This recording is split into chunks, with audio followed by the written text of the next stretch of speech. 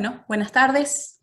Les damos la bienvenida a cada uno de ustedes que han destinado este tiempo para que podamos compartir lo que para nosotros es un placer, ¿no? De poder contar con la doctora Susana Ciruzzi, que la verdad que ya la sentimos como cordobesa también, porque siempre que le hemos convocado ha podido sumarse y acompañarnos, y sobre todo destacar la absoluta generosidad que tiene para con lo que ella sabe, con lo que ya tiene recorrido. eh, y entonces desde el Comité de Bioética Clínica del Hospital de Niños de la Santísima Trinidad de Córdoba, eh, a raíz de algunas consultas puntuales que tuvimos de casos concretos, eh, hicimos actualizaciones sobre este tema y nos pareció que era muy valioso y muy importante destinar un tiempo para que todos nosotros, que por nuestra práctica, por nuestro lugar de trabajo, por lo que nos toca vivir actualmente, estamos atravesados por estas temáticas de los medicamentos de alto costo, el rol de la salud pública, nuestro lugar como profesionales de la salud, como pacientes, el contexto en el que estamos. Entonces dijimos, qué mejor que organizar un seminario, aprovechar la virtualidad y convocarla a Susana para poder, en un primer momento, escucharla a ella y después, en una segunda etapa, poder hacer preguntas, hacer algunos intercambios que van a ser sumamente valiosos.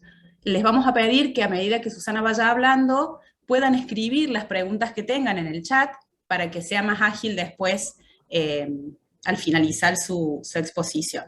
¿Mm? Eh, Antes de empezar, agradecer a la SAP, a la Sociedad Argentina de Pediatría, en particular a la filial Córdoba, que siempre nos deja hacer cada cosa que sugerimos a través del Comité de Bioética Clínica de la SAP Córdoba, y que nos permiten sobre todo usar la plataforma virtual, ¿no? Que hoy en día es una herramienta fundamental, así que agradecer desde ya la posibilidad de este encuentro. Y entonces también contarles que esto va a quedar grabado y va a estar disponible en la página de la SAP a partir seguramente de la semana que viene. Bueno, las presentaciones. El currículum de Susana es muy largo, tiene lo que se les ocurra, pero quizás lo más pertinente para esta charla de hoy es conocer su origen y sus especificidades. Es abogada, doctora y postdoctora en Derecho, también es especialista en bioética, forma parte de la Dirección Asociada de Asuntos Legales del Hospital Garrahan, también forma parte del Comité de Bioética del Hospital Garrahan, y una pertenencia muy importante es que forma parte de la Sociedad Argentina de Pediatría, trabajando allí en el Comité de Cuidados Paliativos y también el derecho de los niños, niñas y adolescentes, ¿no? Entonces, realmente resume todo lo que necesitamos para abordar este tema del día de hoy, de los medicamentos de alto costo y los dilemas bioéticos en torno a esto. Así que, Susana, nuevamente agradecerte tu tiempo y tu generosidad, y ahora dispuestos a escucharte y aprender. Bueno, muchísimas gracias, Fer, muchísimas gracias, bueno, a toda la gente del hospital, del comité, a la Sociedad Argentina de Pediatría también por esta invitación. Para mí realmente, yo creo que a mí esta pandemia me arrebató a uno de mis primos, y era médico jubilado en Chipoleti. Y él siempre decía que yo, y era algo que quería también mi papá y mi abuelo, que yo fuera médica. Y yo me negué sistemáticamente al destino familiar de ser médica. Y el día cada una de estas charlas me va demostrando que en realidad cada vez tengo más amigos y compañeros en el área médica que ya perdí prácticamente los que tenía en el área del derecho. Y me parece que donde sea que esté mi querido Pucho, él le hubiera gustado ver esto. Así que, bueno, yo voy a empezar a compartir pantalla con ustedes. La idea es invitarlos a pensar, ¿sí? Ustedes me dirán si se ve la pantalla. Ahora la agrando. Hola. Sí. Hola. Sí, perfecto, se ve. ¿Se ve? Bien. Invitarlos más que nada a pensar, provocarlos al pensamiento, porque me parece que justamente de esa provocación al pensamiento pueden surgir cosas muy interesantes. y compartir con ustedes una realidad que por ahí a veces la vorágine del trabajo diario no nos deja tiempo justamente para decir, paremos la pelota y realmente qué es lo que estamos haciendo o cómo estamos tomando las decisiones. Así que bueno, yo lo primero que les quiero contar un poquito es que obviamente vamos a hablar del derecho a la salud. Ustedes saben que los abogados solemos tener esta manía de discutir acerca del sexo de los ángeles, entonces hay quienes dicen, bueno, hablamos de derecho a la salud o de derecho de la salud. La realidad es que voy a obviar esas discusiones intrascendentes para esta charla, pero sí tener en cuenta que cuando hablamos de derecho a la salud, hablamos, por un lado, de un derecho individual, ¿sí? Un derecho que tenemos cada uno de nosotros, que está fundamentado en la Constitución Nacional, pero es también un derecho humano porque está reconocido como tal a través de derechos de tratados internacionales. El hecho de ser considerado un derecho humano quiere decir que el primero obligado a garantizarlo y respetarlo son los estados. O sea, cuando hablamos de derechos humanos, el destinatario de la norma, como decimos los abogados, no somos nosotros como individuos, sino son los estados que están obligados a respetar y a garantizar ese derecho. Pero también es un derecho social, o sea, es un derecho que tiene una expresión social. A cada uno de los derechos individuales que tenemos nosotros de derecho a la salud, aparece esta referencia, este involucramiento social del derecho a la salud, que ya vamos a ver que cuando hablamos de tratamientos experimentales o de medicamentos de alto costo, cobra una preponderancia que pocas veces vemos y que generalmente soslayamos cuando lo vemos. Y además de tener estas tres facetas referidas al derecho, la salud es una política pública. Y esto también tiene muchísima trascendencia en el tema que nos convoca. Dejando aclarado una cosa que parece un poco nimia, pero no lo es, y lo vamos a ver quizás a medida que avancemos en este encuentro, que es, no tengo un derecho, ninguno de nosotros tenemos un derecho a ser sano.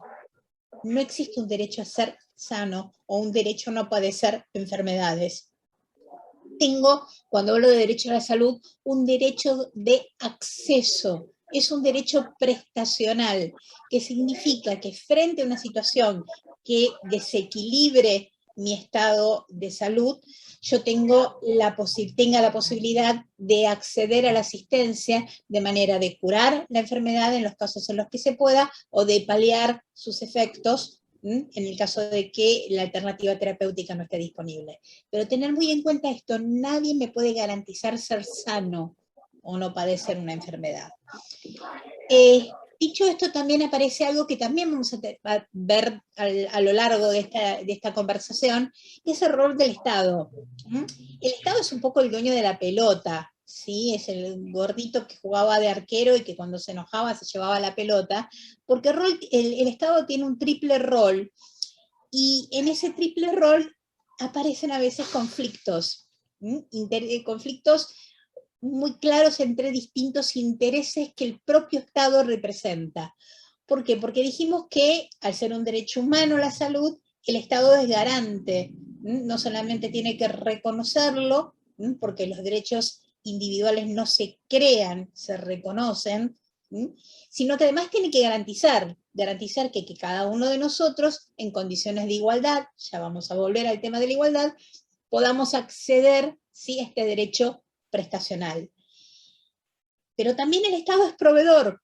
Nosotros tenemos un sistema bastante catastrófico, diría yo, de salud, donde, digamos, hay múltiples actores, está el actor público, están las obras sociales, está la medicina prepaga, están las obras provinciales, porque además somos un país federal.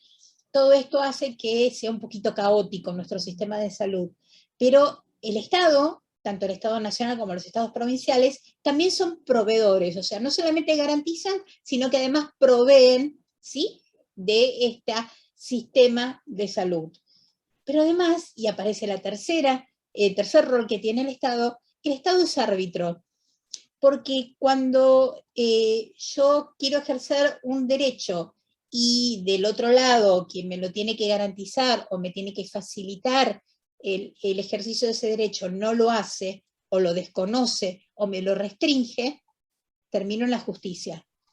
La justicia es un poder del Estado. Entonces, tenemos que en este triple rol del Estado, ciertamente van a aparecer conflictos de intereses, porque el propio Estado que me tiene que garantizar el derecho y que, ¿cómo me garantiza el derecho? Garantizando que el proveedor cumpla, pero él es proveedor también. Entonces, muchas veces la queja va contra el propio Estado, que resuelve el propio Estado a través del Poder Judicial. Así que la situación nunca es sencilla. Y yo los voy a invitar a hacer un pequeño recorrido en esto, antes de llegar puntualmente a los MAC, porque me parece importante tener en cuenta que la mayoría de los conflictos, por lo menos lo que yo observo, la mayoría de los conflictos que se dan en la relación asistencial, sea en la relación del profesional de la salud con el paciente o la familia, o entre profesionales, tiene que ver con la comunicación. Y en el tema de los tratamientos experimentales, en el tema de los MAC, el tema de la comunicación es quizás uno de los temas más importantes. Como yo siempre destaco, nosotros como profesionales de la salud no informamos. La información es el contenido. Nosotros comunicamos. Para comunicar necesito un emisor y un receptor. Y necesita el emisor garantizarse que el receptor no solamente recibió la información, sino además que la comprendió y que la puedo introyectar como algo importante y trascendente para la toma de decisiones.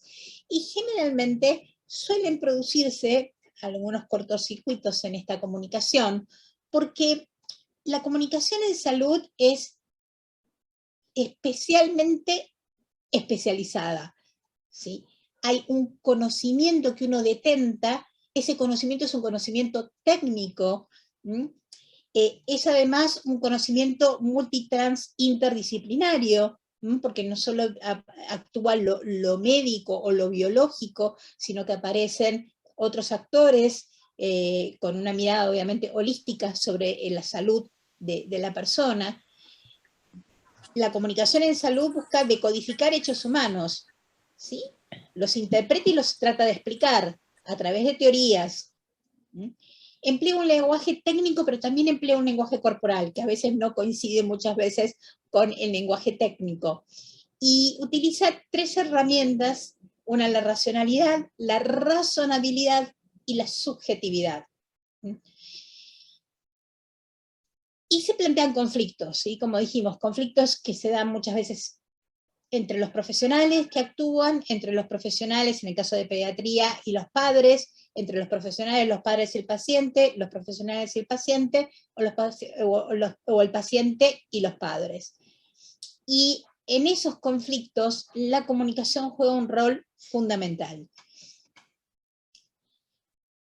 Porque hay distintos niveles de comunicación. Hay un nivel de comunicación que es con la familia, se trata de paciente adulto o de paciente pediátrico, con sus distintas caracterizaciones.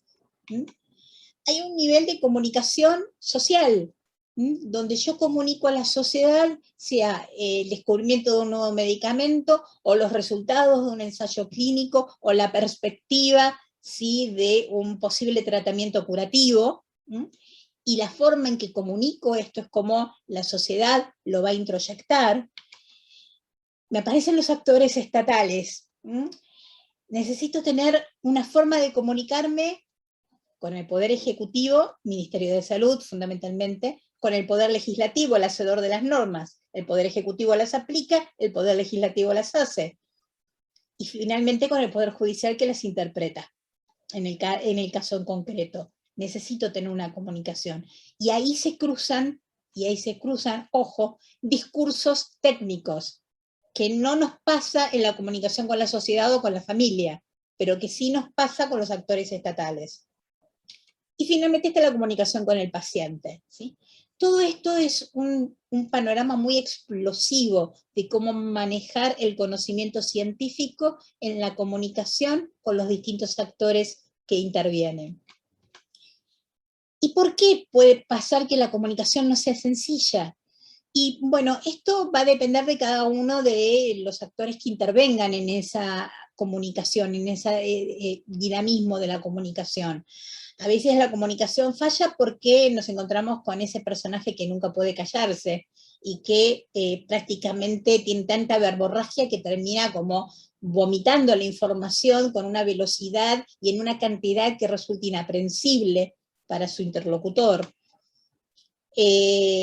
Otros no comprenden, ¿sí? ¿Cuántas veces nos ha pasado, sobre todo en la comunicación con la familia y los pacientes? O a mí me ha pasado muchas veces cuando he ido, por ejemplo, a la facultad, me han mandado como miembro informante al Congreso cuando se trataba un proyecto de ley, que uno dice, llevo una hora hablando y me acaban de hacer la pregunta de lo que durante una hora dije, o no fui clara o no me prestaron atención, pero no me comprendieron lo que yo dije. Y esto nos pasa también con los pacientes. ¿Cuántas veces decimos, estuve hace 4 días, 3 horas hablando con el paciente o con la familia, y viene 4 o 5 días después y nos pregunta exactamente lo mismo? Y porque a veces también necesitan reafirmar aquello que no es que no hayan comprendido, sino que les resulta tan inaprensible, tan intolerable, que debe ser reafirmado. Puede pasar el que se censura, ¿sí? Dice, no, yo mejor me callo, no me gustan los conflictos, prefiero no meterme en esto y dejar hablar a otros. Puede darse la situación en el que confía, listo, tengo 100% de confianza en lo que me dice Fernanda y por lo tanto no voy a entrar a discutir sobre el tema, porque si me lo dice Fernanda es así, porque yo confío 100% en lo que ella me dice. El tímido, ¿sí? En el que frente a una reunión donde hay muchos actores presentes no se anima a hablar, porque tiene miedo de meter la pata, o de equivocarse en lo que diga, o de ser juzgado por lo que diga. Aquel que cualquier colectivo le viene bien, y por lo tanto, si la mayoría opinó A, va a ir con A, pero si de repente la mayoría cambia para B, va a ir para B. Y finalmente está el que se cuestiona todo, el que frente a la situación trata de, tipo caleidoscopio, encontrarle los distintos ángulos y las distintas imágenes y que nunca se satisface con una en particular, ¿sí?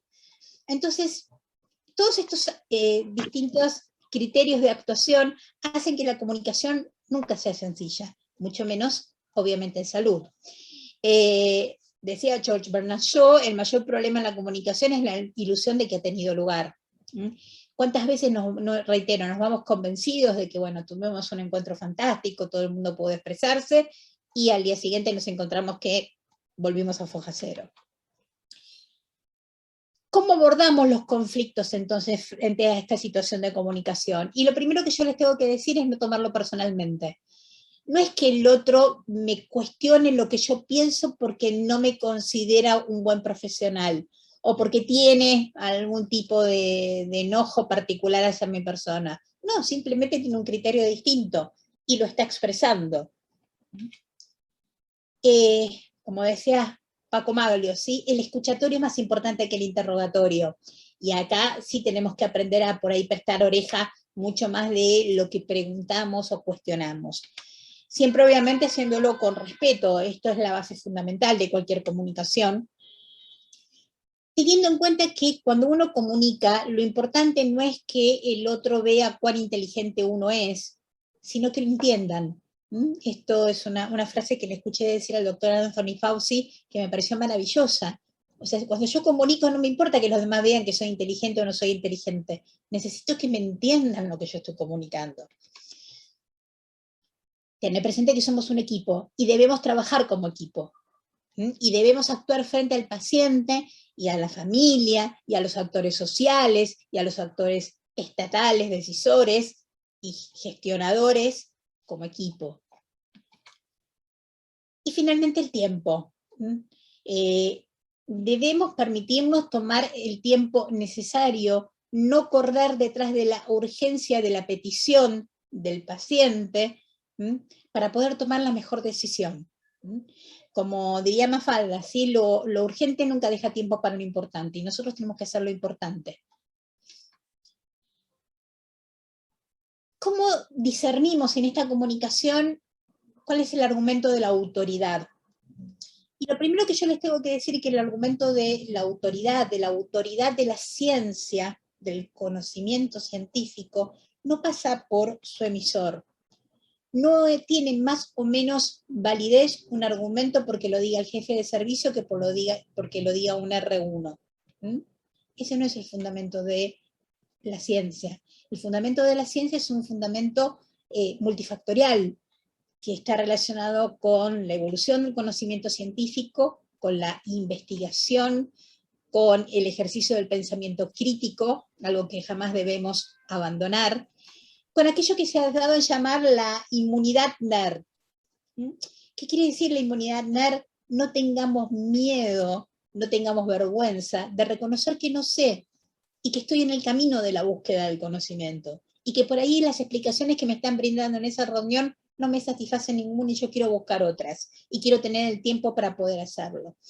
¿Por qué? Porque el inicio de todo conocimiento es la duda. Es el asombro frente a un hecho que no tiene explicación, y que nosotros tratamos, ¿sí?, de contenerlo dentro de esa explicación y poder comunicarlo. ¿Qué le pasa al paciente frente a esta situación? Y bueno, ustedes saben, todos, lo confieso, por lo menos yo seguro, hemos googleado la enfermedad, la indicación médica, un determinado estudio que nos tenemos que hacer. Está Doctor Google, que todo lo sabe y que todo te lo dice. Entonces, como dice acá esta caricatura, yo ya me he diagnosticado por internet, solo estoy aquí para una segunda opinión. Y nos pasa muchas veces que hablamos con el paciente o hablamos con la familia y de repente nos dicen, no, porque yo leí que en el Boston Children's Hospital están haciendo, y después leí que en el St. Jude están haciendo tal tratamiento, y leí que en China hay un tratamiento de células madre de no sé qué, ¿sí? Y uno se encuentra con este cuestionamiento, o sea, y esto es un cambio que viene de la mano del derecho, que a mí no me convence mucho, que es el paciente que, además de ser paciente, es consumidor de servicios. ¿Por qué les digo que no me convence mucho? Esto lo podemos después discutir, obviamente, cuando abramos el juego, porque me parece que la relación médica asistencial es tan especial, tan necesaria y éticamente especial, que reducir al paciente al consumidor es degradar esa relación asistencial. Entonces, pero esto de la idea de que además de ser paciente que busca una determinada asistencia, es un consumidor de servicios, coloca esto en decir, un poco como es el título de la charla, hacemos medicina a la carta, o sea, yo leí que acá este tratamiento es disponible para esta enfermedad que usted me dice que es la que yo padezco, por lo tanto, yo tengo derecho a acceder a este tratamiento. Y aparecen los medios de comunicación. Nuevamente volvemos con la comunicación. Cómo se comunican las noticias en salud también tiene una gran influencia, porque desde la lástima, la tristeza, la conmoción, la identificación, a la esperanza y a las falsas expectativas, ¿sí?, hay distancias muy chiquitas, a veces imperceptibles. Al paciente le pasa que él pone literalmente el cuerpo, y el cuerpo es suyo, y esto es algo que el paciente obviamente reivindica a través del principio de autonomía. Quien literalmente está poniendo el cuerpo para ser atendido por una enfermedad es el paciente. Pero aparece también esta idea muy anglosajona de que, bueno, si hay algo para probar, yo tengo derecho a probarlo. Aun cuando haya poca evidencia científica, aun cuando sea un tratamiento que no está aprobado, es mi derecho, porque el cuerpo lo pongo yo. Y por lo tanto yo decido dónde pongo el cuerpo y con qué pongo el cuerpo, ¿sí? Las leyes de right to try law, ¿sí?, las leyes de derecho a tratar. Esto, vamos a ver, obviamente que tiene sus bemoles también, y vamos a analizar si verdaderamente existe un derecho a tratar, si existe un derecho a ser sujeto de investigación.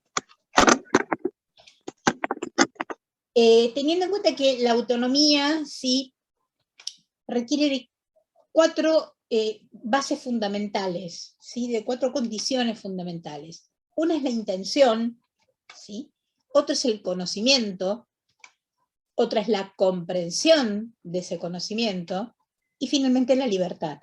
Si falta alguna de estas 4 condiciones, entonces no puede haber autonomía en el paciente. Esa autonomía va a ser una autonomía vulnerable o sumamente precaria. La idea de la autonomía es obviamente respetar, ustedes lo saben perfectamente, los valores y las consideraciones por las opciones personales del paciente, aun aquellas con las cuales nosotros no acordemos.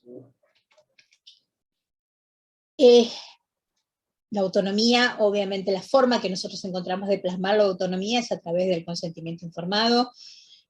Consentimiento informado que para mí no es un contrato, es mucho más que un contrato.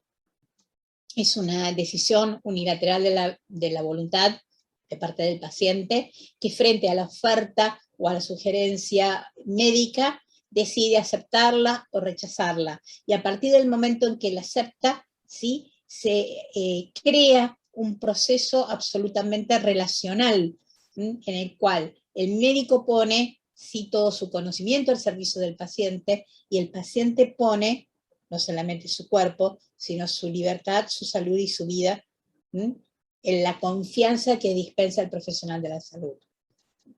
Ese proceso relacional da origen a lo que desde la pediatría siempre llamamos como la alianza terapéutica, ¿sí? 2 personas, el profesional de la salud y el paciente, que se ponen de acuerdo en la misma finalidad, que es tratar de curar en la medida de lo posible o paliar cuando esto no es posible. Y el contenido de la información que plasmamos en ese consentimiento informado suele ser bastante también difícil de congeniar, porque los extremos están ahí al acecho. Una cosa es decir la verdad y otra el sincericidio.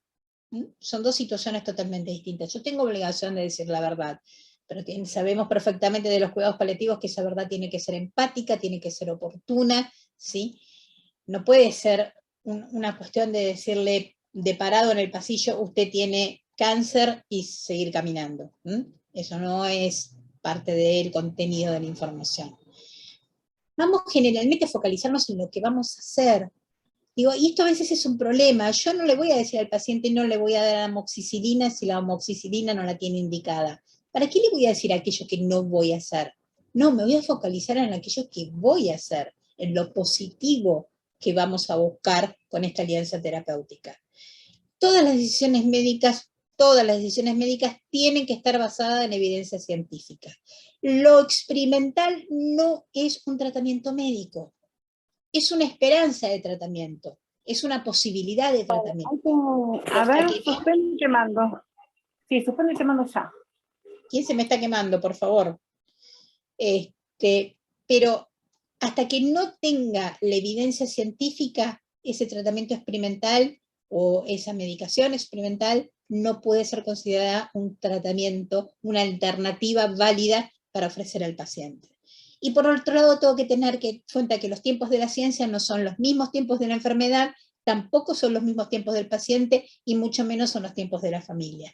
O sea, ustedes imagínense la tarea titánica que tenemos como profesionales de la salud de tratar de congeniar absolutamente todo esto. Y yo, para introducirlos en el tema de los MAC, les traje un caso que se los voy a contar así muy rápidamente, pero que quiero que a medida que vamos hablando lo tengan muy en cuenta, porque después me gustaría saber la respuesta de ustedes frente a esta situación, y si la encuentran algún parangón con el tema de los MAC. Este es un caso que se dio en la provincia de Buenos Aires, donde se trataba de una mujer que presenta un amparo en representación de su hermano, que padece una enfermedad, una esclerosis lateral amiotrófica, que era tratado con tratamiento paliativo en el hospital interzonal, y la mujer presenta este amparo pidiendo que se lo incluya a su hermano en un protocolo compasivo, ¿sí? Protocolo compasivo, ensayo ampliado, ¿sí? Para la implantación de células madre mesenquimáticas en pacientes que tenían la enfermedad que padecía su hermano. La justicia decide hacer lugar al amparo con la finalidad de que se realice este protocolo compasional para la aplicación de la implantación de células madres, e incluir al paciente en el mismo. Y dice, por eso está destacado en rojo, es literal del fallo, a pesar de la ausencia de constancias o documentos que denoten la eficacia del tratamiento. Condenan al Estado provincial para que por medio del médico tratante acredite los siguientes elementos clínicos: procedimiento propuesto, especificación de objetivos perseguidos, beneficios esperados, riesgos, molestias, efectos adversos previsibles, especificación de procedimientos alternativos y sus riesgos, beneficios y perjuicios en relación con el procedimiento propuesto, consecuencias previsibles de la no realización del procedimiento o de las alternativas especificadas, todo ello en el plazo de 3 días. Condenan al Estado provincial a través del Ministerio de Salud para que por medio del área de investigación y docencia competente se elabore un protocolo científico que contenga un análisis completo y objetivo de los riesgos involucrados en relación con los riesgos asociados a la aplicación del método diagnóstico y tratamiento, el pronóstico de las condiciones de vida del paciente, el consentimiento escrito del paciente en el que conste la información suministrada y el procedimiento seguido. Yo les cuento que en este caso, antes de que llegara a la justicia, habían intervenido 2 comités de ética, el Comité de Ética Institucional y el Comité de Ética Provincial, que habían rechazado el proyecto de investigación por considerar que no tenía suficientes salvaguardas éticas. Sin embargo, la justicia, frente a todo eso, acá está. Ordena hacer, en definitiva, resumiendo, un protocolo de investigación, en el cual se debe incluir al paciente, que es el amparista. Se los dejo para que lo vayan pensando. Y también encontramos acá, sí, las cartas de los derechos de los niños. Muy interesante, en el artículo 5 dice que el niño tiene derecho a acceder al mejor tratamiento experimental. ¿Cómo sé que es el mejor tratamiento si es experimental?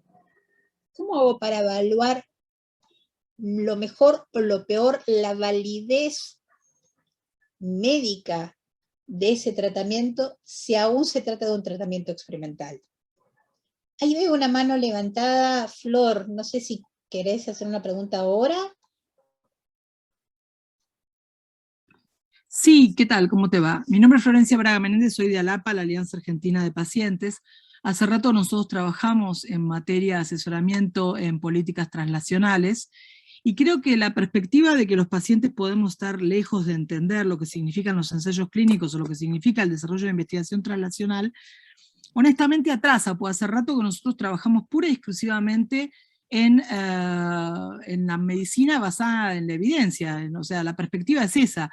Cuando se habla de la alternativa terapéutica que puede significar un tratamiento, como tratamiento, un ensayo clínico, se habla de casos donde no hay otra opción. O sea, claramente, cuando nosotros estamos hablando del mejor ensayo clínico que se ofrezca, estamos hablando siempre en situaciones donde hay chicos que no tienen ninguna otra opción. Y de hecho, las experiencias son muy exitosas. Yo me paso todas las semanas articulando con la gente de clinicaltrials.gov, con gente que está haciendo ensayos en todas partes del mundo, Israel, Alemania, Francia, Argentina también, sin duda, Estados Unidos.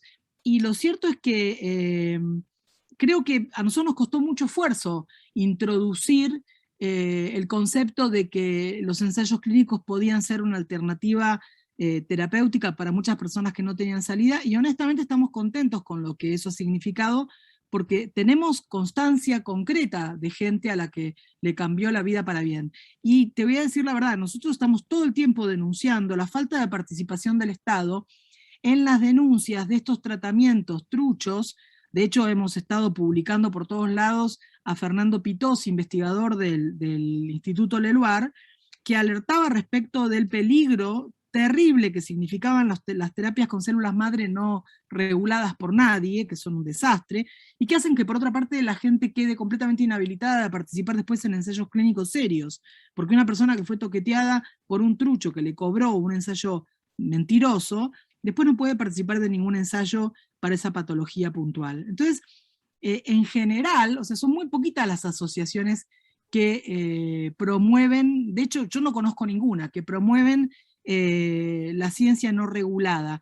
En general estamos trabajando del mismo lado, los científicos más rigurosos que trabajan en materia de ciencia translacional, los médicos más rigurosos que trabajan en medicina basada en la evidencia, y nosotros. O sea, yo quiero que metan preso a cada tipo que vende un tratamiento con células madre trucha, y me revienta que el Estado y que muchos jueces no se formen convenientemente en relación a cuáles son las poquísimas utilidades que al día de hoy están reguladas de células madre. Pero me parece que es importante desde esa perspectiva donde existe el doctor Google, una cosa que pasaba mucho en los 90, ¿no? Que se responsabilizaba del universo, de la fragmentación de la información y de la falta de conexión, de organicidad del sistema, al paciente que hacía mucha consulta. En general, el paciente que hace mucha consulta, porque no es un estúpido, aporta. Y con Google mediante, por ejemplo, nosotros permitimos, mi hijo tiene una enfermedad que se llama Stargardt, la clínica más prestigiosa de la Argentina le había dado vitamina A mi hijo para esta retinopatía, que es peligrosísima para el ojo de mi hijo, y yo pude alcanzarle a los médicos en cuestión los papers donde se decía que la vitamina A, el residuo de retinol, era totalmente teratogénico, que era peligrosísimo para los chicos con Stargardt, y se pudo dejar de dar vitamina A a los chicos con estas retinopatías. O sea, en general estamos todas las organizaciones de pacientes absolutamente alineadas en relación a la medicina basada en la evidencia. Es lo que quería señalar, nada más.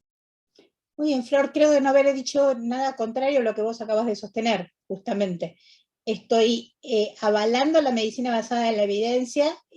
Cuando hablé del doctor Google, hay una realidad. Una cosa es la información que sale en PubMed, y otra es la información que sale en el diario Crónica.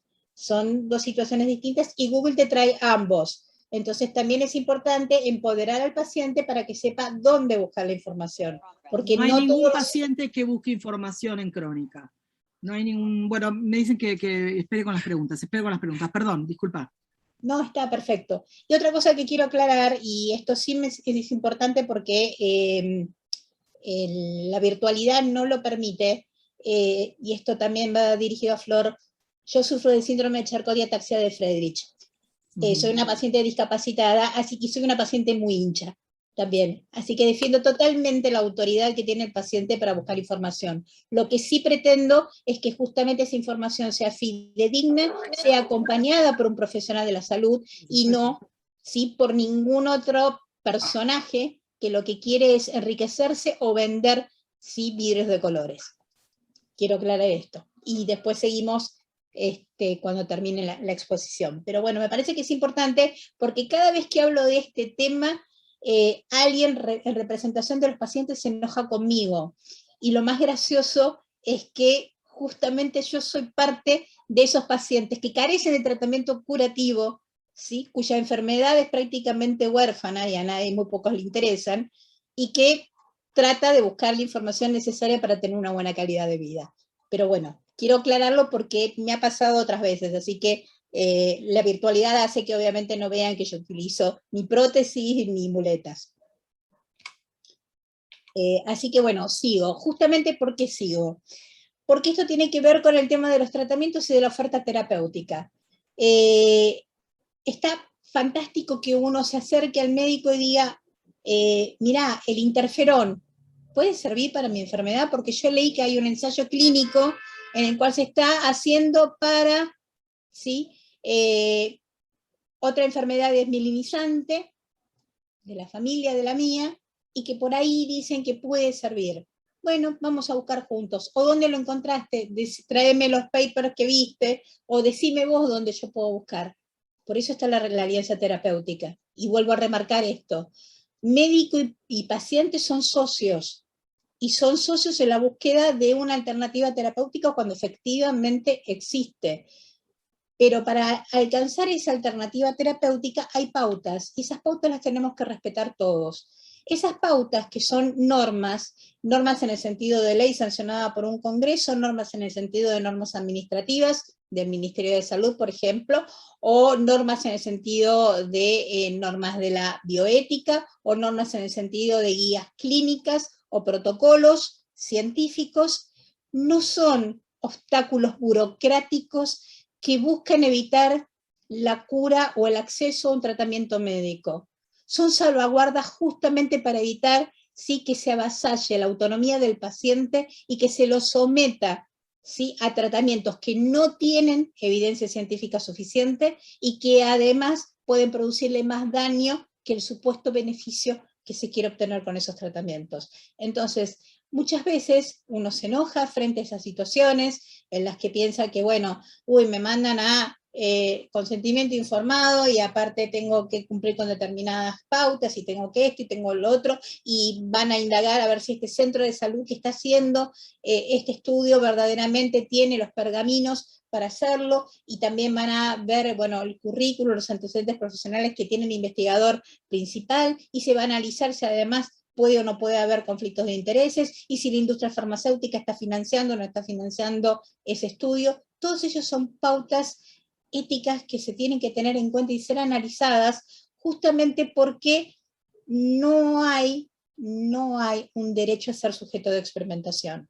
No existe un derecho individual y subjetivo a ser sujeto de experimentación.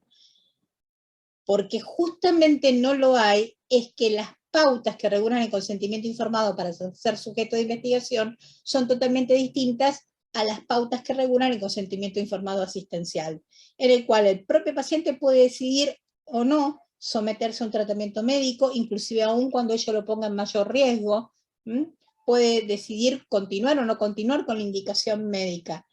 En el caso de la investigación, hay salvaguardas, si se quieren, con una mirada paternalista, pero que claramente lo que buscan es evitar un mayor daño al paciente, porque se sabe que además la asimetría que hay en toda relación asistencial en la investigación clínica, sobre todo la investigación clínica llevada a cabo por el propio médico que además atiende al paciente, therapeutic misconception, hace que muchas veces se pueda confundir el acceso a un tratamiento experimental que aún carece de evidencia científica con el hecho de estar recibiendo realmente un tratamiento avalado por la ciencia. Entonces todas estas son cuestiones que uno tiene que analizar, ¿sí? Tiene la obligación de analizar y de poner sobre la mesa a la hora de evaluar las posibilidades del ofrecimiento de alternativas terapéuticas que aún no tienen la suficiente evidencia científica.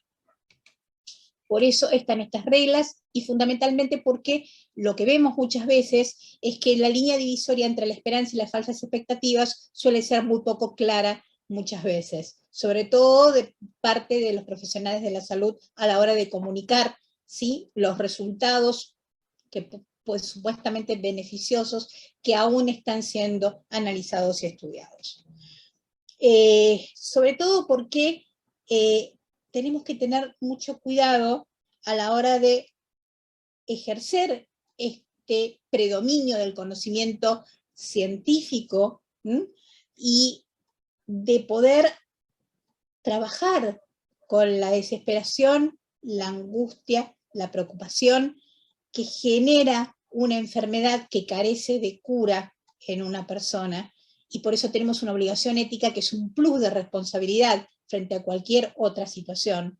Porque como dice esta caricatura, somos pájaros, estas son alas, entonces dejemos de lado la idea de que no podemos volar.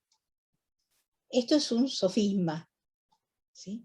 Entonces, muchas veces vemos, y esto lo vemos muchas veces en la atención, de pacientes que han pasado por distintos profesionales que han ofrecido alternativas terapéuticas que carecen de la suficiente evidencia científica, que generan esperanza en esa familia, y que frente a la situación de no obtener los resultados que se esperaban, ¿sí?, no solamente eso repercute en la salud psíquica del paciente y la familia, sino que además le impide muchas veces poder acceder a otras alternativas terapéuticas que sí son plenamente válidas conforme a la evidencia científica. Entonces, estamos hablando nada más y nada menos que de que se conoce como el uso compasivo, ¿sí?, de tratamientos. Y acá una aclaración. La expresión uso compasivo es una mala traducción del inglés. En el inglés, compassionate exception quiere decir tratamiento por fuera de la norma. Nada tiene que ver con una cuestión de empatía, de compasión paliativa, sino que tiene que ver con un tratamiento que no está dentro de la norma general. Para eso, sí, hay regulados por ley distintos requisitos que debe reunir, ¿sí?, este uso compasivo o este ensayo ampliado, para permitir que, por ejemplo, ingrese un paciente a un estudio de investigación que está analizando un posible tratamiento o medicación que puede o no tener algún beneficio en la patología que padece ese paciente, y que de otra manera no podría acceder, y que además carece de toda otra alternativa terapéutica.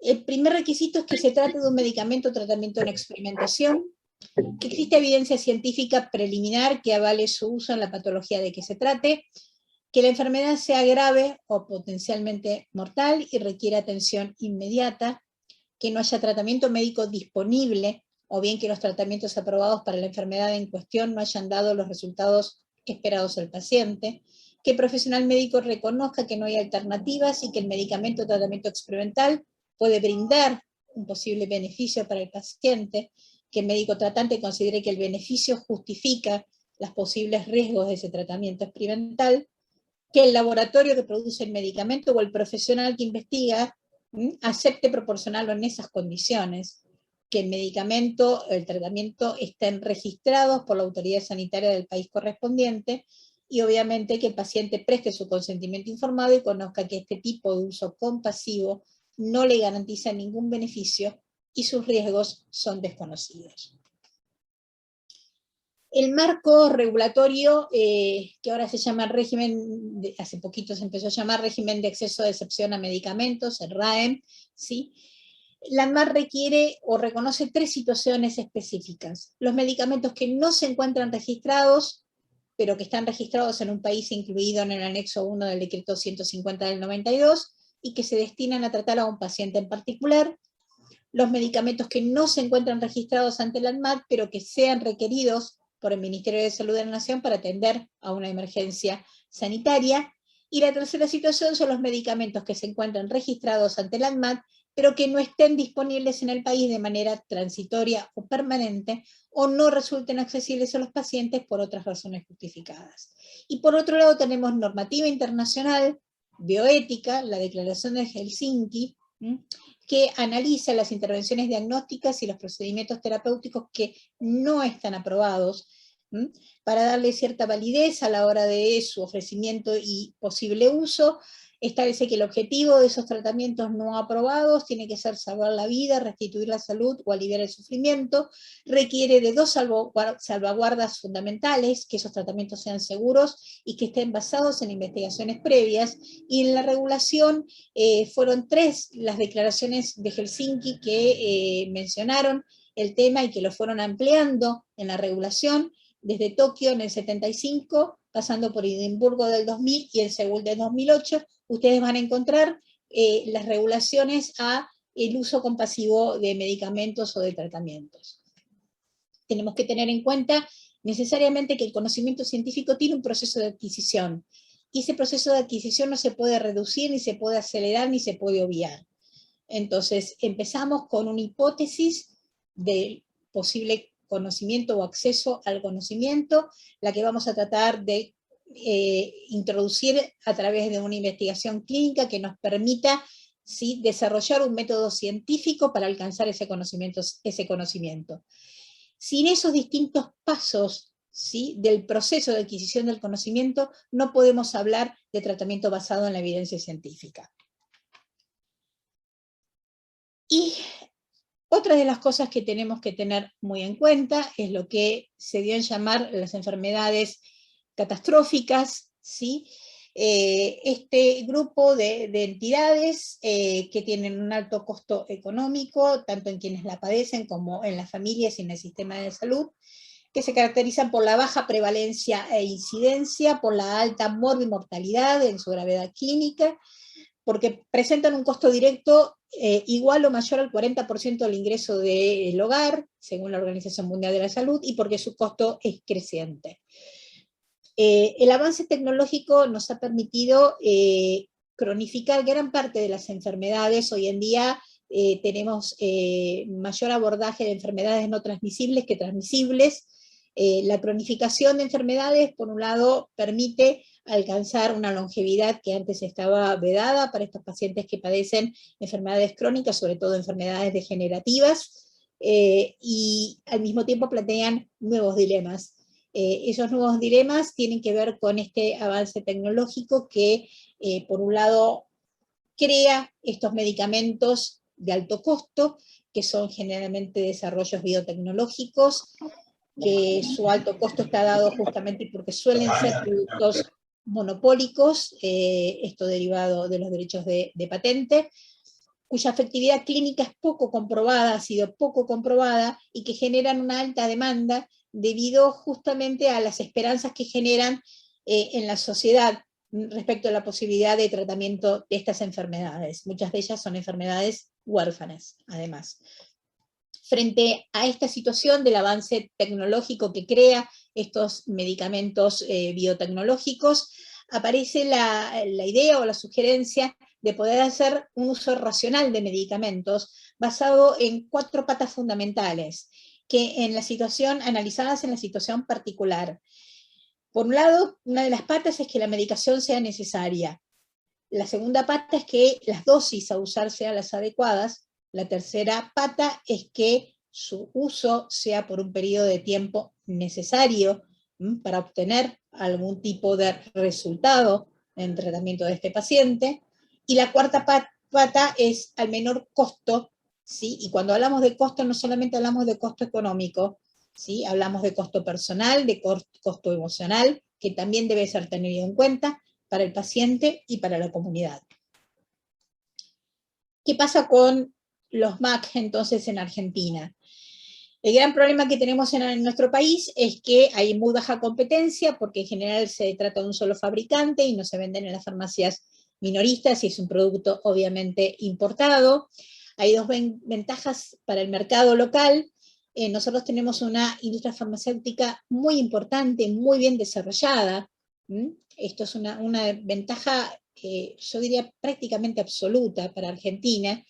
Y por otro lado, hemos concedido pocas patentes medicinales, lo que ha repercutido en una reducción insuficiente de costos, y esto sí es un problema. Y 3 desventajas grandes para el mercado argentino.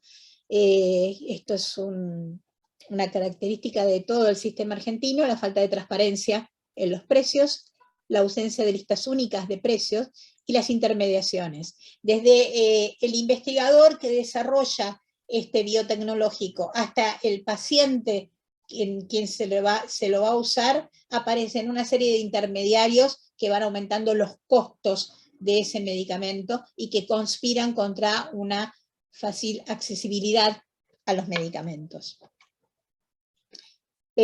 Los costos de los MAC, sobre todo en razón de las enfermedades no transmisibles, son costos crecientes, ¿sí? No costos decrecientes, y son costos muy altos.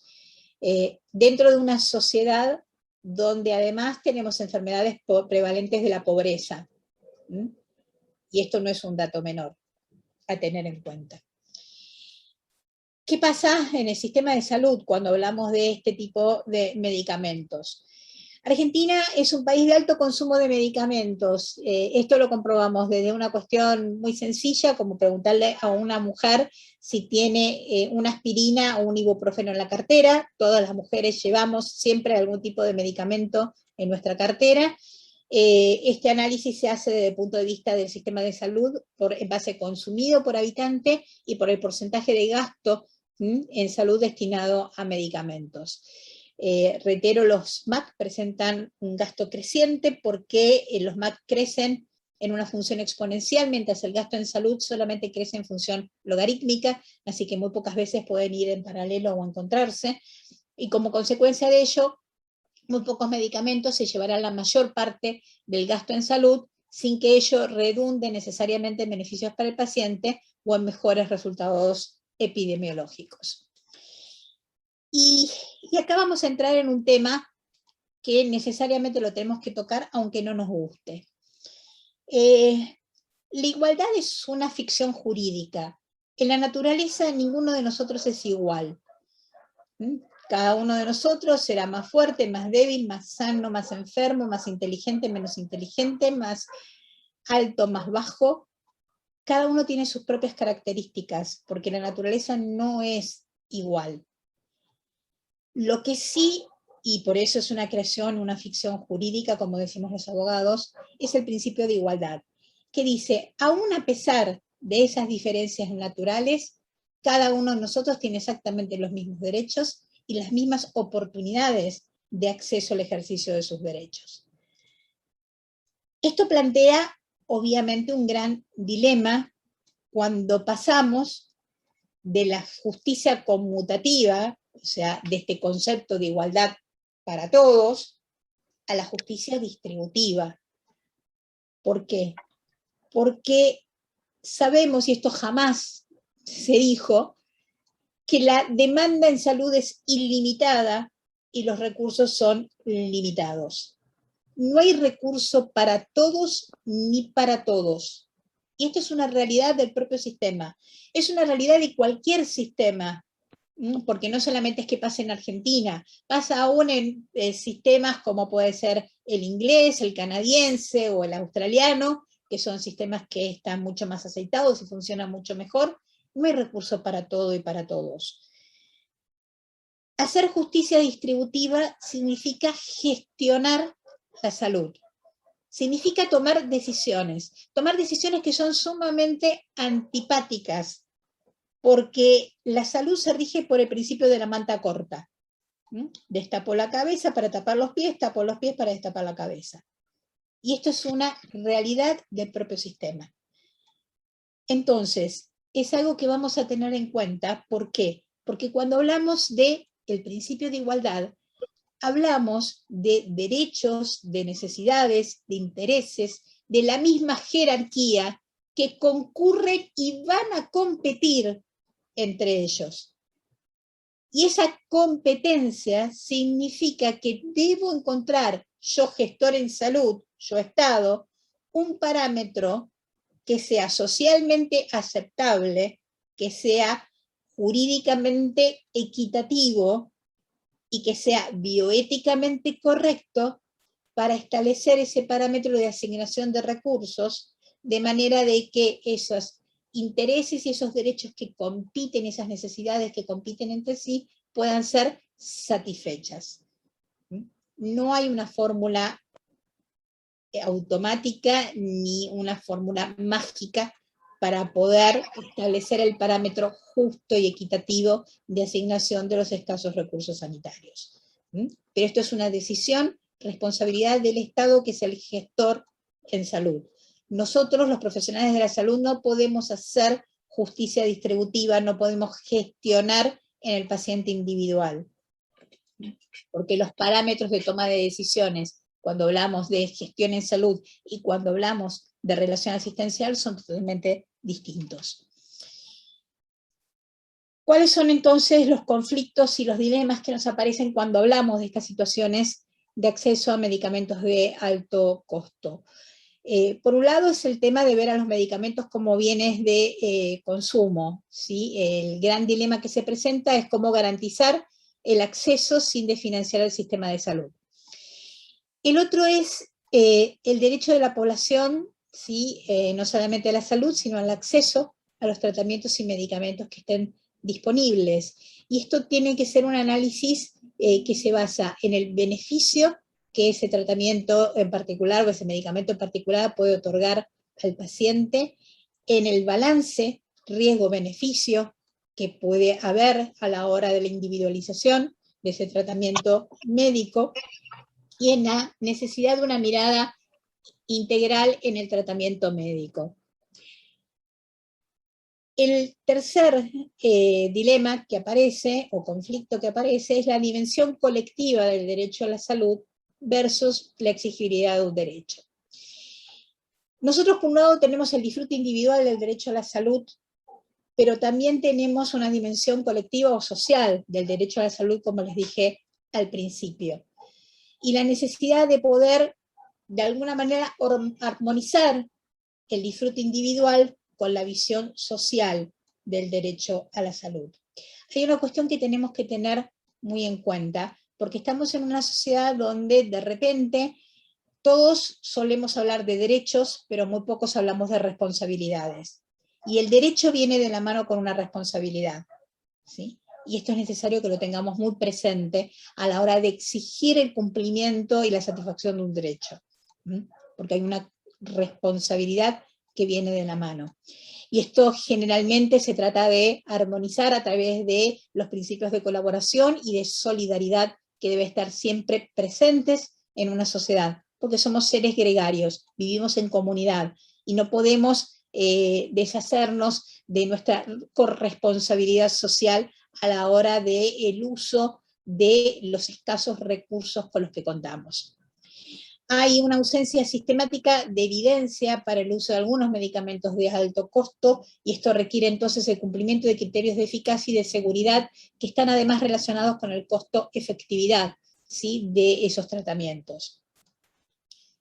También se considera importante la utilidad de listas taxativas de medicamentos o listados de medicamentos esenciales, ¿sí?, donde uno pueda tejer un nuevo contrato social, ¿sí?, en el cual se decida hasta qué punto la sociedad está dispuesta a financiar este tipo de tratamientos, ¿sí?, que responden a enfermedades crónicas, a enfermedades huérfanas o a tratamientos de alto costo. ¿Sí? Y ese nuevo contrato social significa que entre todos tenemos que aceptar que hay un techo para el gasto y que no podemos pasar de ese techo.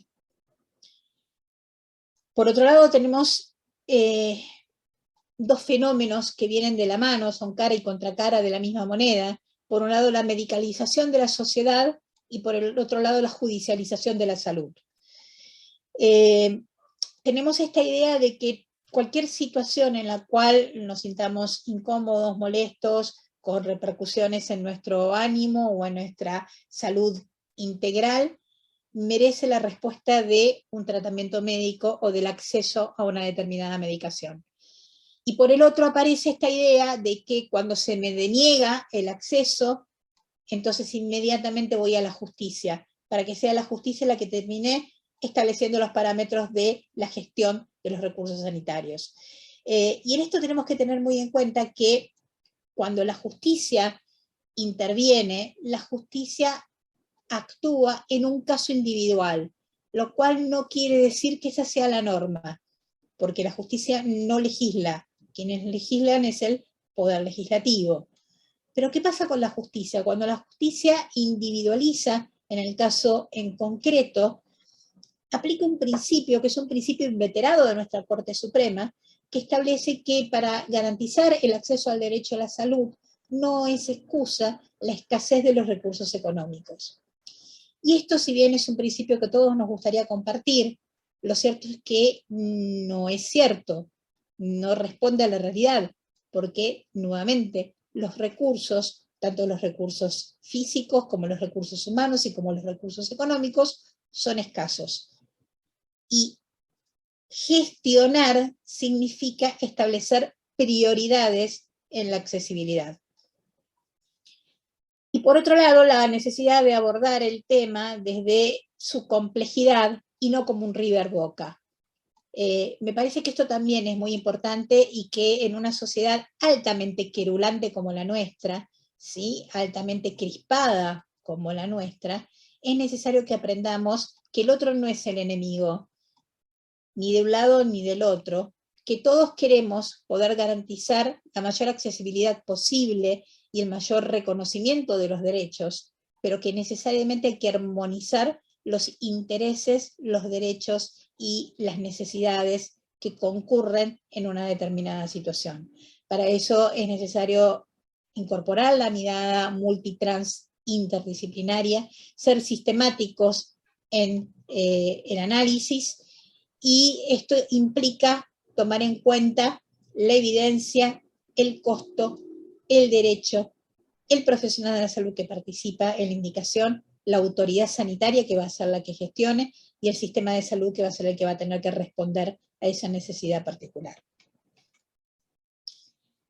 Para tomar una buena decisión en salud pública se necesitan, yo diría, 2 elementos fundamentales. Primero, datos confiables y de alta calidad. No puedo tomar buenas decisiones en salud pública si no tengo datos, y si esos datos no están basados en la evidencia. ¿Para qué me sirven esos datos? Para determinar cuáles son las intervenciones necesarias en salud, para caracterizar y comprender el progreso de la situación de salud que estoy analizando, para redefinir las prioridades y para informar de manera adecuada las decisiones en salud. Pero además de datos confiables y de alta calidad, necesito indispensablemente hacer una decisión ética. Y la decisión ética significa que voy a tener que balancear el bien común y el bien individual. Bien común que puedo enfocarlo desde una visión utilitarista y decir, bueno, el bien común es el mayor bien para mayor número, o puedo analizarla desde una visión aristotélica y decir, toda sociedad tiene valores y principios comunes que comparte como trascendentales para esa sociedad, y por lo tanto el bien común va a ser aquel que va a estar iluminado por esos principios y valores. Teniendo en cuenta que cuando hablo de gestión en salud, la ética clínica, que es a lo que estamos acostumbrados los profesionales de la salud, ¿sí? La ética al lado de la cama, la decisión en el paciente centrada en el paciente, se le suma la ética de la salud pública, que está justamente focalizada en el bien común. Entonces, necesariamente, nuevamente, tenemos que encontrar la forma más adecuada, ¿sí?, de poder armonizar el bien individual y el bien común. Y nuevamente, no hay receta de cocina para esto. Algunas sugerencias, ¿sí?, que tienen que ver con cómo abordar estas situaciones de los medicamentos de alto costo, de los tratamientos experimentales, sea a través de proponer, por ejemplo, una negociación de precios con la industria, que puede ser a través de la contención de precios, el congelamiento voluntario o la retracción de los precios, promover la sustitución de importadores. Acá el riesgo cuando uno trata de promover la sustitución de importaciones es que cambiemos rentas monopólicas, o sea que las rentas monopólicas internacionales o extranjeras las reemplacemos por rentas monopólicas nacionales. Otra de las alternativas es las importaciones paralelas, esto es desde otros países donde los MAC se comercializan a precios muy inferiores a los vigentes en el país. Recordemos que Argentina es uno de los países cuyo precio de medicamento es de los mayores en Latinoamérica.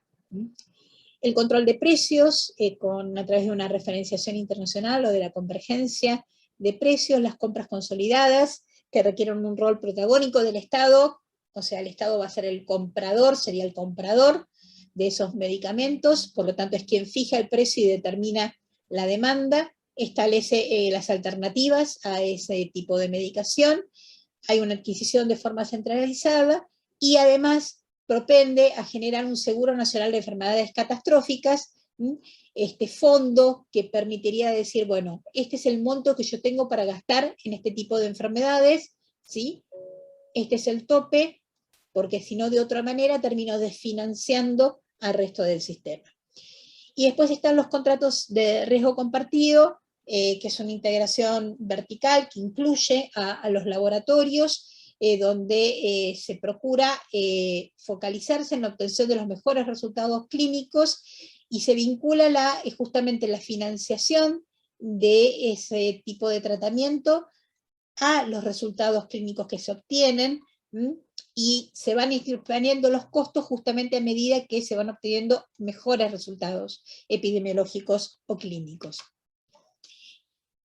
Sabemos perfectamente que el paciente y la familia frente a una enfermedad, sobre todo crónica, y una enfermedad catastrófica, está claudicado, está desesperado y está angustiado por la situación que le toca enfrentar, por la incertidumbre en esa situación, por la falta muchas veces de alternativas locales y o internacionales, y por eso la importancia, recalco en cada una de mis charlas, de los cuidados paliativos en el acompañamiento de esos pacientes. Los cuidados paliativos no tienen que aparecer simplemente cuando ya no tengo nada más que hacer, sino que los cuidados paliativos tienen que aparecer en el momento del...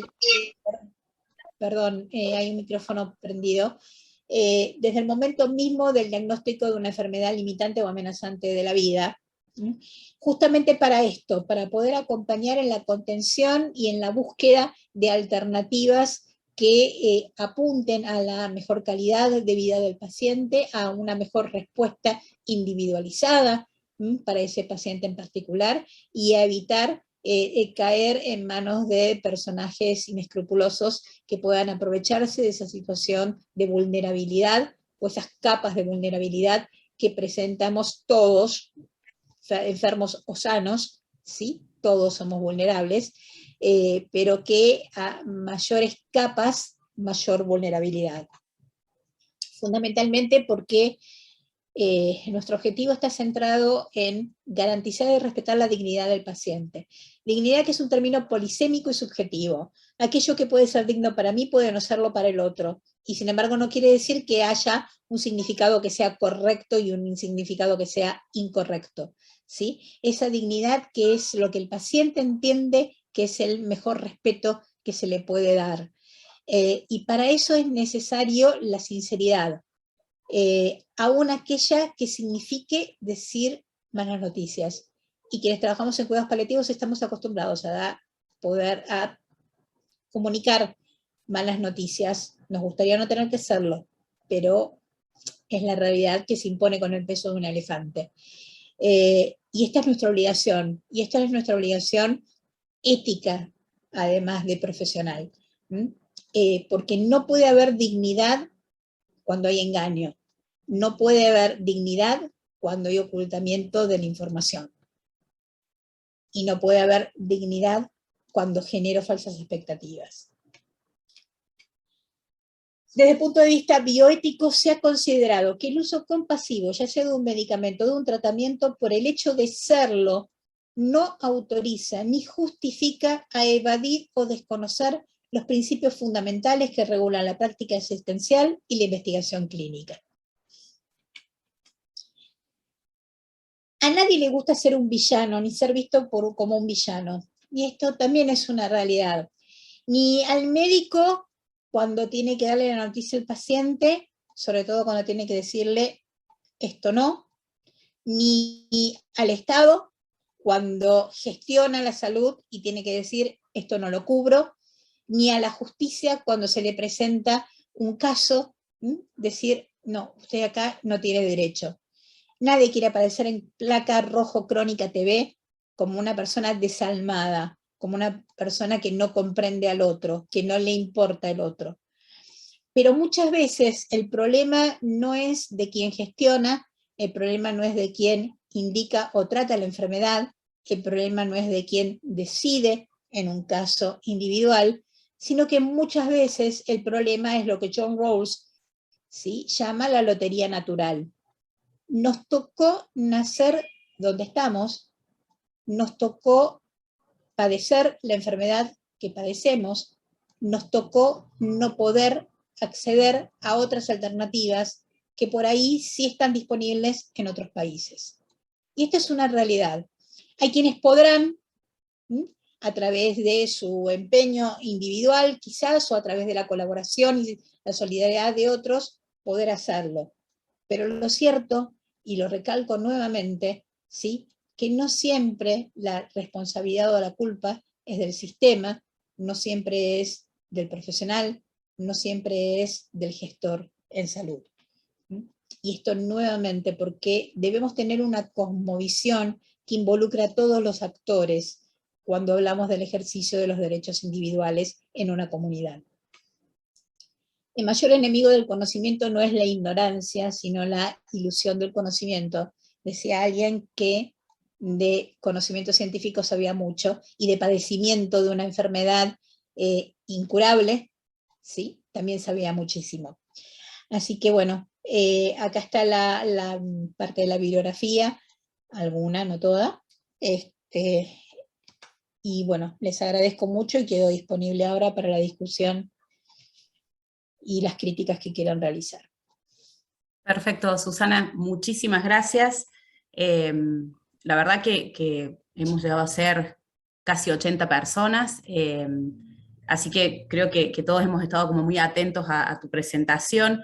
Por una cuestión de tiempo, porque teníamos previsto no excedernos de las 20 horas, nos va a quedar poquito tiempo para preguntas, como nos suele pasar siempre, pero la idea es que esto, como decíamos, es abrir la puerta y seguramente tendremos nuevos espacios y encuentros, pero sí los invitamos a que vayan leyendo, porque en el chat han surgido comentarios y preguntas que son realmente muy interesantes, ¿no? De distintos de los participantes que están aportando desde su experiencia y comentarios.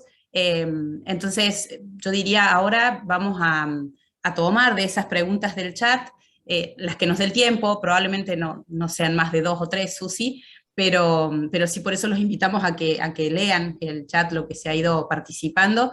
Y ahora, después de agradecerte realmente de nuevo, Susi, por tu claridad y por tu tiempo, le vamos a pedir al doctor Carlos Dávila, también integrante del Comité del Hospital de Niños, que lea alguna de esas preguntas. Hay varias que son similares, entonces, bueno, se unificará para que el concepto se te pueda transmitir, Susi. Y antes aclarar que hay muchos saludos, felicitaciones, agradecimiento por tu presentación, como siempre nos tenés acostumbrados. Gracias, Carlos. Bueno, Susana, buenas tardes. ¿Qué tal, Carlos? ¿Qué tal? Me encantó, realmente muy linda la presentación. La verdad que abordó un montón de temas que es de la práctica diaria y la discusión.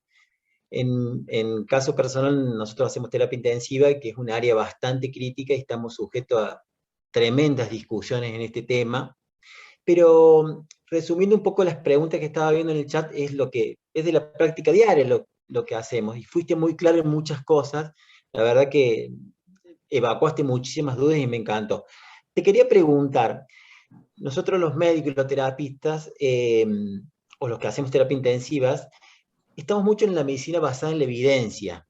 Y vos bien sabes que son pocos los trabajos que realmente tienen una evidencia científica de alta, digamos, de alto rango, por decir de una palabra, para que todo el mundo entienda. Entonces, ¿cómo cotejamos esto de la recomendación muy precisa? Porque eso lleva a que deba haber grupos grandes de pacientes, que se pueden incluir muchos. Entonces, ¿cómo hago para ensamblar estos casos que son medicamentos donde hay pocos pacientes? Es difícil hacer un estudio doble ciego, randomizado, y vos hablaste del costo-efectividad. Entonces, ¿cómo mido la efectividad si no tengo la cantidad suficiente de pacientes? Eso por un lado. Y por otro lado, alguien por ahí preguntó, ¿cuál es el techo de esto del costo? ¿Cuál es el alto costo? ¿Lo podemos poner el texto? Vos dijiste, hablaste de un 40%. Entonces esas son dos preguntas que resumen muchas de las cosas que la gente, y personalmente también me interesa saber tu opinión.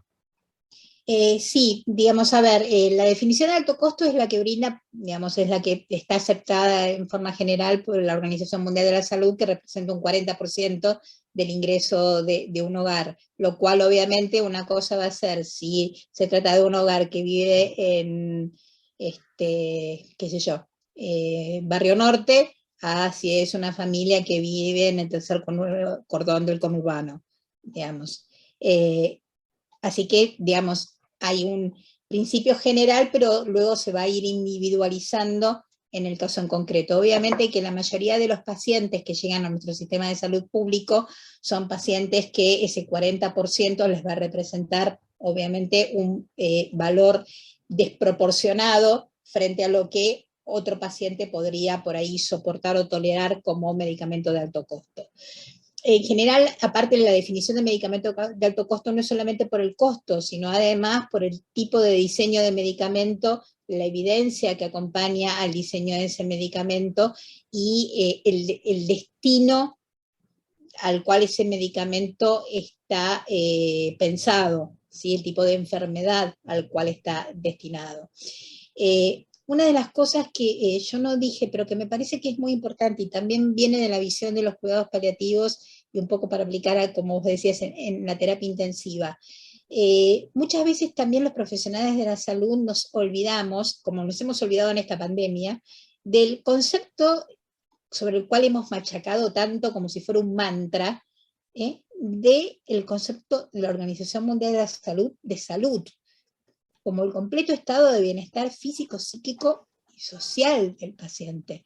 No es solamente lo biológico. Y muchas veces nos pasa, y esto lo vemos en la consulta, que la pregunta o la requisitoria acerca del medicamento de alto costo es porque se centra mucho la atención en las consecuencias biológicas de la enfermedad y no tanto en las consecuencias en la calidad de vida o en la socialización de ese paciente, en la carga que implica por ahí para ese paciente. Medicamentos, yo lo leía con respecto al, no me acuerdo ahora el nombre del medicamento que aprobó la FDA para el Alzheimer, que decía que representaba, por ejemplo, no sé cuántas internaciones para la infusión de la droga, lo que eso significaba que un paciente anciano fundamentalmente debía estar apartado de su familia, ese lugar de referencia, no sé, 3, 4 veces por semana, soportando aparte una vía, digo, un montón de cuestiones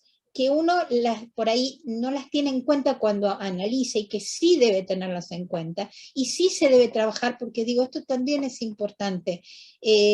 Primero, y acá me van a disculpar que sea un poco autorreferencial, pero como paciente yo tengo que reconocer cuáles son mis límites personales, aunque no me guste y aunque me moleste, pero los tengo, ¿sí? Y tengo que lidiar con ellos a diario. Y también tengo que reconocer hasta dónde estoy dispuesta, ¿sí? Y eso no me lo puede decir nadie más, eso solamente lo puedo decidir yo como paciente. Y muchas veces cuando uno lee, y yo me paso leyendo, los papers, sobre todo para mi enfermedad, con alternativas terapéuticas para acá, alternativas terapéuticas, esto, lo otro, qué sé yo, primero se me hace una ensalada en la cabeza, segundo lugar me empiezo a ilusionar, y en tercer lugar digo, paro la pelota y digo, a ver, ¿yo qué quiero a esta altura de mi vida? Que por ahí no sería la decisión que hubiera tomado cuando tenía 14, 15 años. A los 56 tengo otra perspectiva, ¿sí? ¿Qué quiero para mí? Quiero estar apartada de mi familia, quiero estar apartada de mis amigos, quiero estar sometiéndome todos los días a que me hagan infusiones, a que me vean médicos todo el tiempo, o quiero disfrutar de lo que me quede, sea poco o mucho. Bueno, mi opción, y es mi opción, la de María Susana Ciruzzi, es no someterme a tratamientos que me ocasionen sufrimiento, que no me den ninguna expectativa cierta ni válida de beneficio, y que me impidan disfrutar de la buena calidad de vida que yo tengo a pesar de mi enfermedad. Porque también lo que tenemos que tener en claro es que cuando nosotros hablamos de calidad de vida, cuando hablamos desde lo asistencial de calidad de vida, no hablamos de calidad de vida de la persona sana, porque nosotros no tratamos gente sana. Estamos hablando de la calidad de vida de una persona que padece una enfermedad. Y eso significa garantizar una buena calidad de vida aún en la enfermedad, que no es lo mismo que tener buena calidad de vida cuando uno no está enfermo. Entonces me parece, por eso yo hice tanto hincapié en la necesidad de que seamos sinceros, aun cuando signifique que no guste a nuestro interlocutor lo que digamos. Obvio que lo tenemos que decir con empatía, la forma en que estamos hablando acá no es la misma forma que uno se va a dirigir al paciente, pero lo cierto es que tenemos una responsabilidad ética de no generar falsas expectativas acerca de las alternativas terapéuticas. En terapia intensiva, vos, Carlos, era tu nombre, ¿no? Sí, perdón. sí. Carlos, nosotros sabemos que hay un gran error en el uso de la terapia intensiva cuando pensamos que es un depósito de pacientes. La terapia intensiva debe ser aquel lugar donde va el paciente que se puede beneficiar de la tecnología de punta. Paciente que yo sé a priori que no va a recibir beneficio de esa tecnología de punta, no ingresa. Y si ingresó y no recibió beneficio, sale. Entonces esto también es una responsabilidad, porque ustedes, terapistas intensivos, yo los adoro, mi mejor amigo es terapista intensivo y es mi representante legal en mi directiva médica anticipada, pero yo sé que ustedes no pueden parar de ser, porque así están formados, porque esa es la terapia intensiva. Hacer y no pensar. O sea, hacer sin parar la pelota y reflexionar. Pero porque así es la terapia intensiva y está bien que sea así. El que tiene que reflexionar es el que lo llama a ustedes y le dice, che, ¿te parece que pasemos a este paciente a la terapia intensiva? Entonces digo, me parece, y entonces la medicina basada en la evidencia no es solamente la de los datos duros, y esto también es algo que tenemos que aprender, y a pesar de que esta diferencia a mí no me gusta mucho, pero es la forma de designarla, que es la de los datos blandos, de aquello que aportamos las ciencias más humanas, más sociales, que qué le pasa al paciente que está en una terapia intensiva. ¿Qué le pasa a un paciente que está desconectado de su comunidad, de sus afectos? ¿Qué le pasa al paciente que durante 24 horas lo único que hace, si está consciente, es escuchar un ruidito insoportable y está pinchado por todos lados?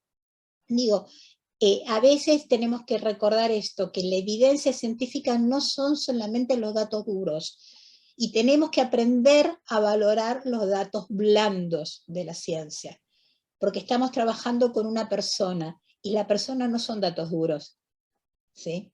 No sé si Sí, con sí, esto sí. te contesto, Carlos, un Sí, poco. sí, clarísimo, clarísimo. Y lo del techo lo dijiste, lo del techo y el alto costo. ¿Querés mencionar algo de eso? Viste que nosotros trabajamos mucho en la medicina pública y la verdad que la medicina pública es redistribución de recursos mínimos o lo poco que tenemos y más en una terapia intensiva o en un hospital público. Y en ese caso, bueno, ¿qué te parece esto? A ver, el techo, nuevamente, también va a depender de qué país estamos hablando. Y en un país como Argentina, donde yo sigo teniendo desnutrición infantil, donde me ha reaparecido el sarampión, donde tengo Zika, chikungunya, malaria, donde tengo baja accesibilidad a vacunas para el COVID, y yo me tengo que replantear cuál es ese techo. ¿Sí? Necesariamente. Y mi techo como país Argentina va a ser totalmente distinto probablemente al techo país para Uruguay, o al techo país Suecia, o al techo país Canadá. Pero es lo que me tocó. A mí me tocó vivir acá. Entonces, cuando yo tengo que ser gestor en salud, tengo que darme cuenta que establecer prioridades es antipático, muy antipático.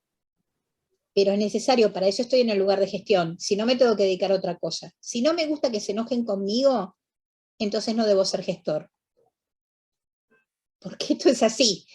En algún lado tengo que poner el límite, y los límites son siempre arbitrarios. Siempre. Siempre alguien me puede decir, ¿por qué lo pones en 2 y no lo pusiste en 4? O en 2,5. Y sí, podría haberlo puesto en 2,5, pero mi decisión fue ponerlo en 2. Y asumo la responsabilidad porque yo soy la que está gestionando.